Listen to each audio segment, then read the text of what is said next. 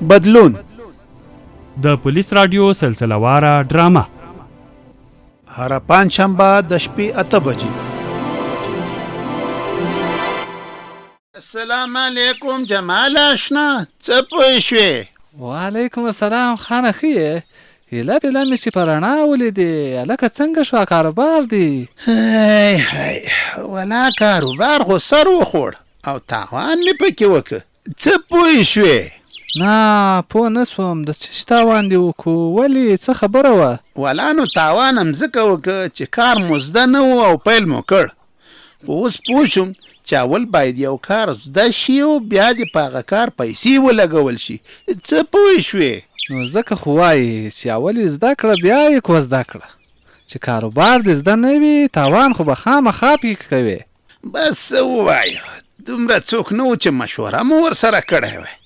موږ هم په خپل سر پیل کړی و، خو نتیجه یې چندانه وه. څه پوه شوې؟ ښه نو اوس دې څه فکر کړی چې څه به کوې؟ ځکه بېکاره بېروزګاره وخت خو تېرول ډېر سخت وي.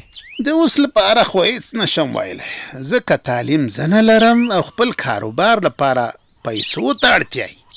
مطلب تر هغې به اوزګار یم چې یو وسیله پیدا شي. څه پوه شوې؟ کوښښ وکړه چې یو څه روزګار ځان ته پیدا کړې او باید پسې وګرځې، ځکه کور ته چا پسې دنده نه راځي.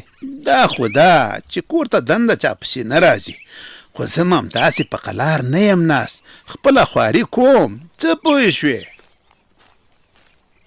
السلام علیکم، څنګه یې؟ وعلیکم سلام. ستړی مشي زبیر خانه، بیخي درک دې نشته. څه پوه شوې؟ زبیره خانه رښتیا وایي، بیخي ورک ورک یې. څه به درته ووایم، څه داسې خاص نشته، زه هم وزګار یم. ښه نو چې وزګار یې نو له خانې سره ولې په شریکه یو کاروبار نه شروع کوې؟ مصروفه به هم شې، څه ناڅه پیسې به هم وګټې. زه به پر فکر وکړم، خو اوس ته داسې وکړه چې یوه خالي بوجۍ او 5 متره رسۍ راکړه چې په کار مې دي. خالي بوجۍ او 5 متره رسۍ؟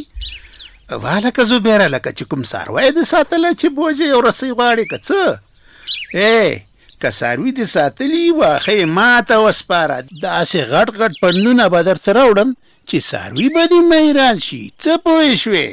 جماله ستا دوکان کې شته او که نه؟ خالي بوجۍ خو به زه درکړم، خو رسۍ به ما سره هم نه وي. سمه ده، ښه زه ځم چې نورو دوکانو کې یې ولټوم. دا دی نو لاړم.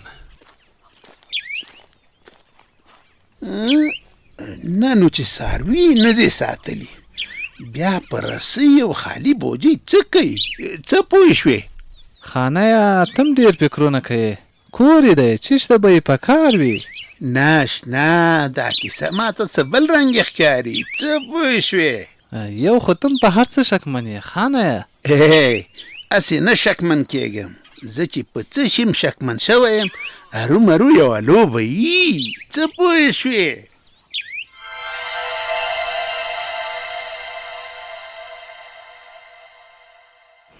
زبیره و زبیره، لږ ودرېږه یاره.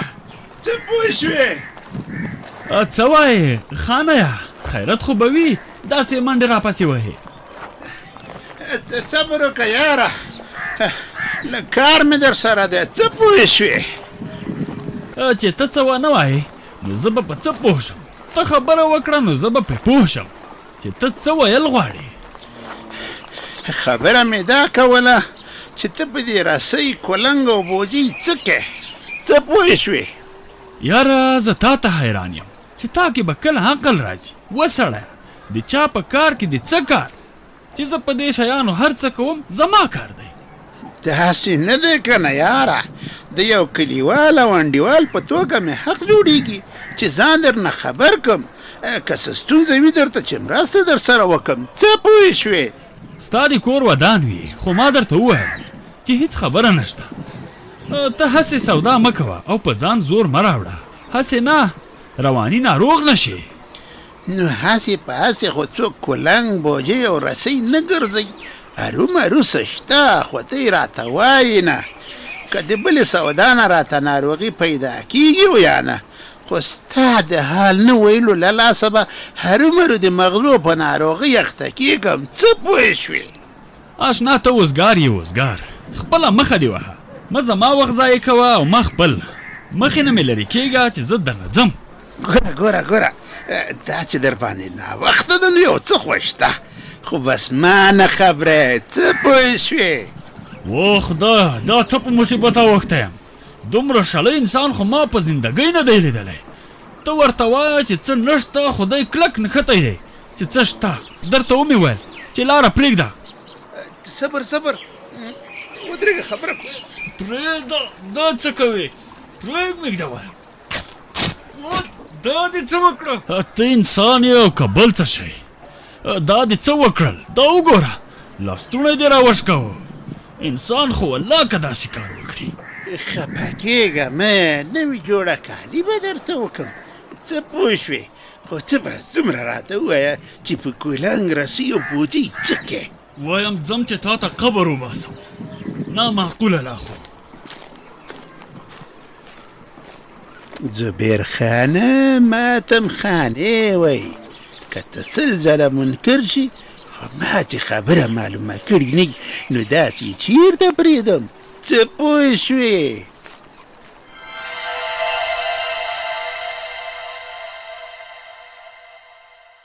زبیره و زبیره چیرې دلته راشه کنه.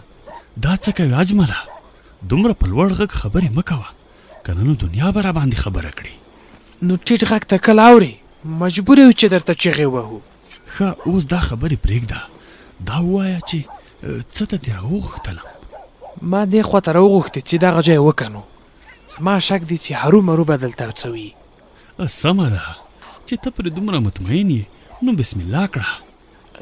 دغه کولنګ را دې خوا کړه. سمه ده، در واخله.